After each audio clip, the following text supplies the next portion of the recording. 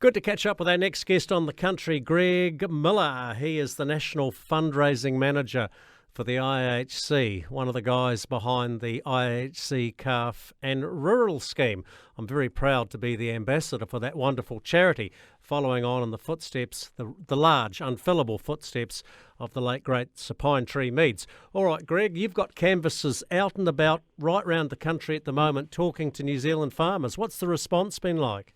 Oh, it's been amazing, thanks, Jamie. We're just getting into the season right now, and there's some amazing conversations that the canvassers have with the farmers, many of them who've been donating to us every year.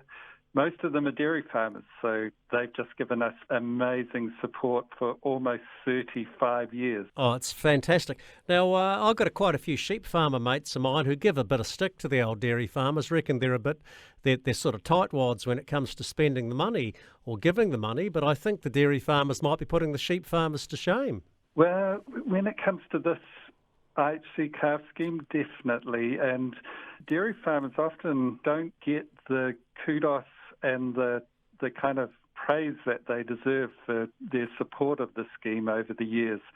But it would be fantastic to get some more of those sheep farmers in behind the scheme as well, because it's not just a calf scheme, it's also a rural scheme, and it's a great way to support local people in your community and some of the most vulnerable people in rural communities around New Zealand. So if you're raising funds in Northland, do they stay in Northland? Is that what you're saying? Yeah, we know how much we're spending in Northland, we know how much we're spending in rural communities, and we want to make sure that we can fund that. So, yes, the funds from the rural scheme are used to help rural families in their local community.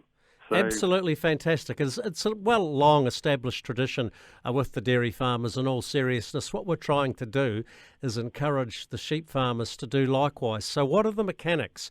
Do you physically donate an animal? Can you donate a virtual animal? How does it work, Greg? Well, a lot of farmers like to give from their farm, and what we're finding is they're saying when they take their animal or their group of animals to sale yards or wherever, just to say, hey, one of those is for IHC.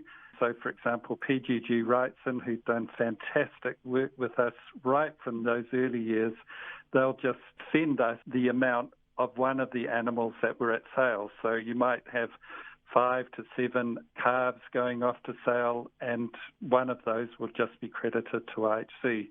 So it's simple. It means the farmer just know that that money's come through. We then can give them a tax receipt for that animal and say thank you very much. So it's really simple. The other way a lot of farmers like to give is just a virtual calf or a virtual sheep or whatever from their farm.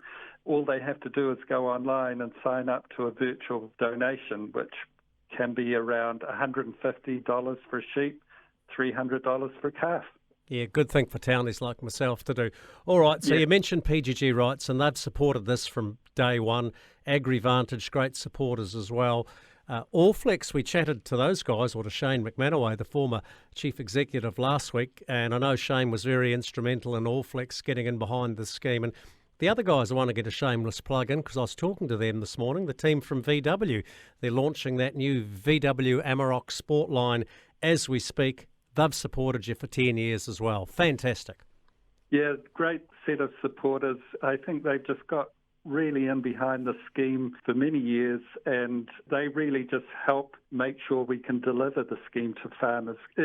In the end, though, this only works if farmers get in behind the IHC Calf and Rural Scheme and sign up and make a pledge. And it's such a fantastic way of supporting vulnerable people in your local rural community. So hopefully, again this year, many farmers will sign up. And once again, it would be great to break through and get up to some of the levels we were at before COVID-19 and also before Bovis hit us a couple of years ago, which had a really significant impact on the scheme, and we've been building up since then. Well, you keep up the great work, Greg Millar, National Fundraising Manager for the IHC. The website is ihc.org.nz/rural. We will be doing everything we can to raise as much money as we can for this magnificent cause. Well done, Greg. Cheers. Cheers, and thank you so much, Jamie.